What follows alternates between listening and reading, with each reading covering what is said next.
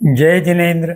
Jain soul इस मेरे channel पे आप हमारे वीडियो देखने के पश्चात लाइक करें, सब्सक्राइब करें और नोटिफिकेशन बेल आइकॉन दबाएं, जिससे आपको हमारे वीडियो की सूचना सबसे पहले प्राप्त होगी।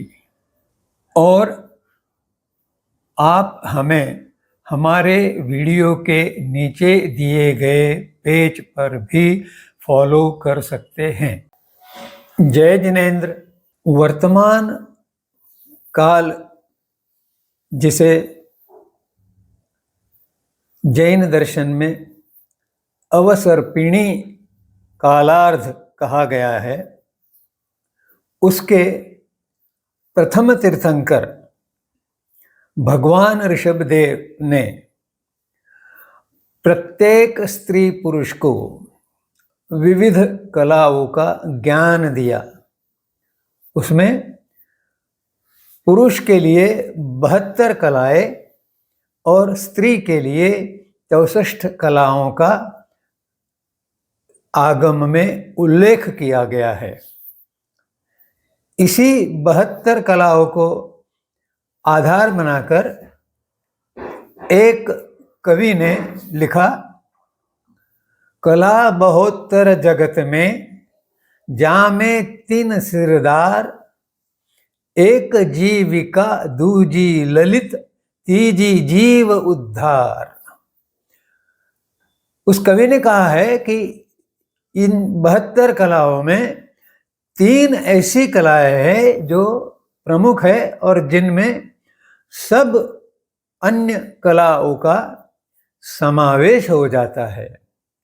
ये 3 कलाएं हैं जीविका, ललित और उद्धार। इसे हम जीवन जीने की कला, मनोरंजन करने की कला और दर्शन की कला ऐसा नाम दे सकते हैं। इन्हीं के ऊपर हम आज संक्षेप में विवेचन करेंगे।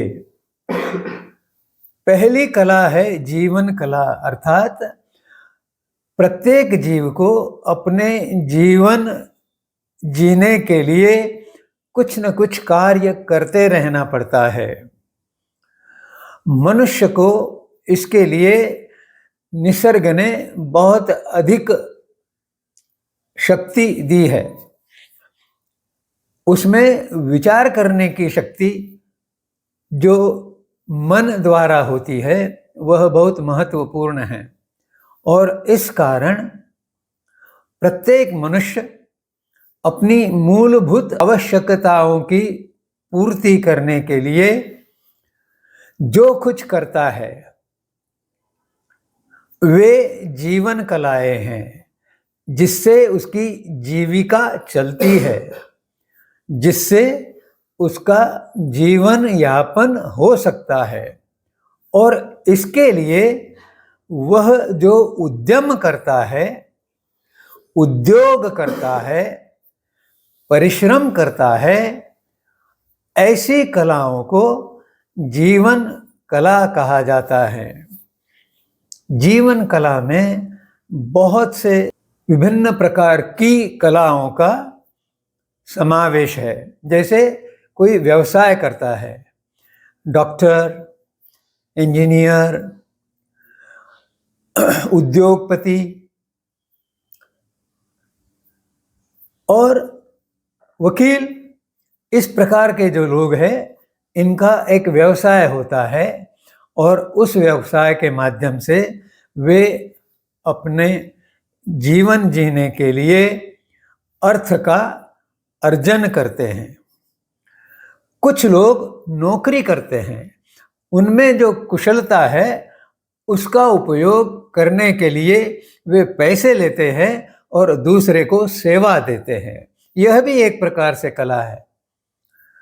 कौशल, प्रत्येक व्यक्ति में कुछ न कुछ कुशलता होती है, कुछ प्रावीण्य होता है, कुछ निपुणता होती है, और इसका उपयोग करके वे या तो किसी के यहाँ सेवा प्रदान करके या स्वयं के अपने बलबूते उस कौशल का प्रदर्शन करते हुए या उपयोग करते हुए अर्थार्जन करते हैं, जिससे उनकी जीविका चलती है।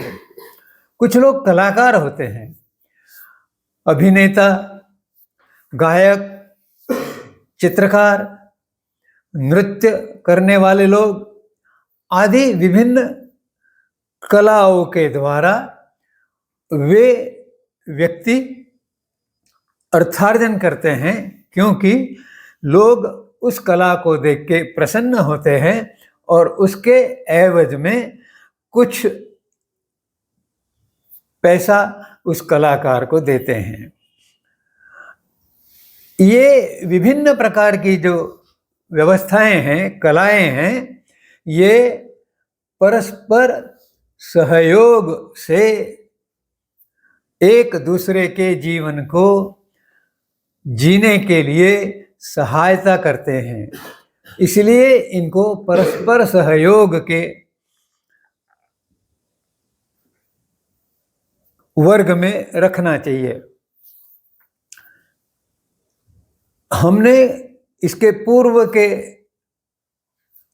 चित्रण में देखा कि समाज और संपूर्ण विश्व परस्परावलंबी है, और इस परस्परावलंबी जीवन का यह जीवन कला जो है एक बहुत बड़ा अंग है।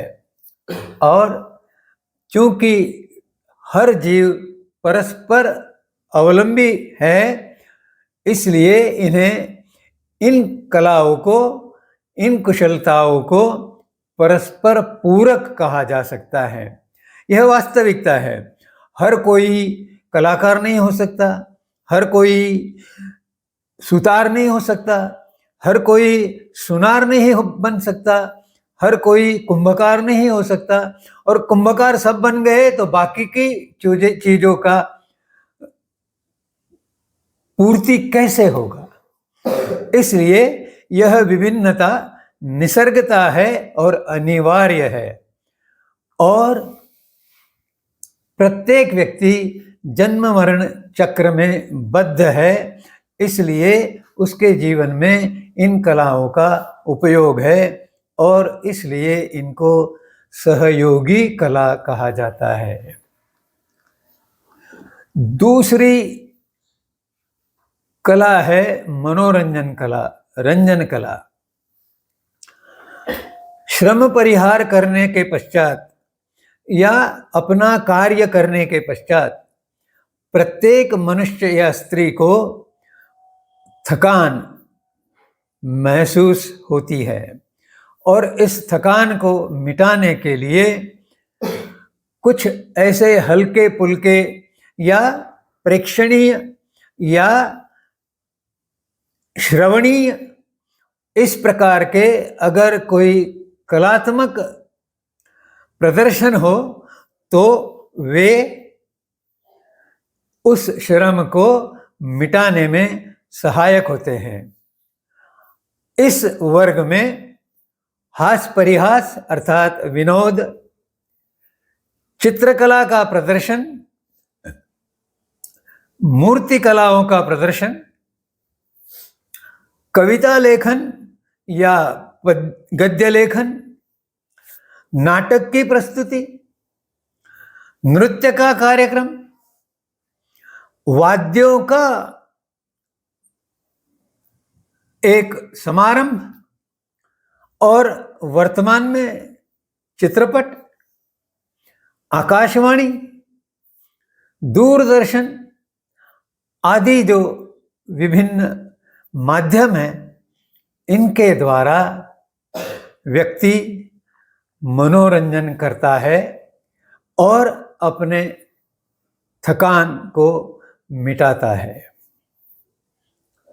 पर इन सभी कलाओं को देखने के पश्चात यह अनुभव होता है कि इसके कारण भौतिकता का विकास बहुत अधिक हुआ है और इस कारण मन चपल रहता है, चित्त दुर्बल बनकर चंचल बनता है और भौतिकता के प्रति आकर्षित होने के कारण वह अधिक और अधिक अर्थार्जन प्राप्ति का लोभ द्वारा पीड़ित रहता है।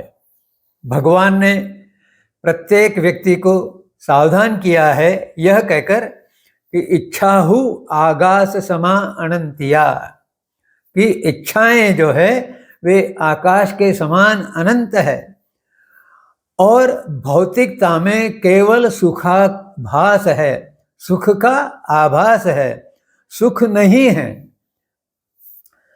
भौतिकता व्यक्ति को बांधती है क्योंकि उसमें कर्मबंध और अधिक होते हैं और उस कारण जन्म मरण चक्र विस्तारित होता है। इन कलाओं का रंजन के लिए प्रयोग होता है, इसलिए इनको प्रयोगी कला कहा जा सकता है। और भौतिकता में बंधे हुए मनुष्य या स्त्री को अगर मुक्त होना है जन्म मरण चक्र से, तो ये तीसरी कला जो है वह सहायता करती है और उसका नाम है दर्शन कला। विविध विद्यापीठों में, विद्यालयों में, महाविद्यालयों में जाकर हम जो ज्ञान प्राप्त करते हैं वह अधिकतर भौतिकता से संबंधित है, लेकिन दार्शनिक ज्ञान दर्शन कला द्वारा प्राप्त होता है और उसी से जो आनंद पाने की प्रबल इच्छा होती है उस पर यश मिलाया जा सकता है। अगर दर्शन कला का ज्ञान नहीं हो तो विभिन्न प्रयास असफल हो जाते हैं। पुरुषार्थ जागृत होने पर भी भौतिकता के प्रति रुझान होने से जो कार्य होते हैं वे मुक्ति मार्ग पे नहीं ले जाते हैं, परंतु मनुष्य के सौभाग्य से उसमें भीतर एक ऊर्जा है जिसे आत्मा कहा गया है और उस आत्मा के जागृति से शांति और आनंद की अनुभूति होती है। तप साधना और अंतर्मुखी आचरण, ये दो बातें अगर जीवन में उतारी और उसके अनुरूप पुरुषार्थ किया गया तो सुख और शांति का निर्झर भीतर से प्रभावित होता है। उसका जो आनंद मिलता है उसका कथन करना असंभव है। जैसे जैसे यह अंतर्मुखी यात्रा अधिक गहरी होती जाती है तो आध्यात्मिक ज्ञान विकसित होता जाता है। अंतिम स्थिति उसकी केवल ज्ञान है और केवल ज्ञान का अर्थ है विश्व के कण कण का, हर क्षण क्षण में संपूर्ण ज्ञान होना। विश्व के किसी भी कोने का कोई भी पदार्थ उस व्यक्ति के ज्ञान से बाहर नहीं रहता। इस अवस्था के पश्चात व्यक्ति के सारे कर्म छिन्न भिन्न हो जाते हैं, हट जाते हैं और वह आत्मा मुक्त हो जाती है। मुक्त होने के पश्चात वह निर्वाण को प्राप्त होती है, परमात्मा स्थान को प्राप्ति होती है। इसमें कोई योग शेष नहीं रहता, इसलिए इस कला को अयोगी कला कहा जा सकता है। इस विवेचन को यहीं पर रोकते हुए आपसे विनम्र प्रार्थना है कि अपनी जिज्ञासा को अपने तक सीमित न रखे। कमेंट सेक्शन का उपयोग करते हुए वे जिज्ञासाएं मुझे भेजे तो उनका समाधान मैं प्रस्तुत करूँगा। इसमें मेरा सहकार्य करें। जय जिनेंद्र।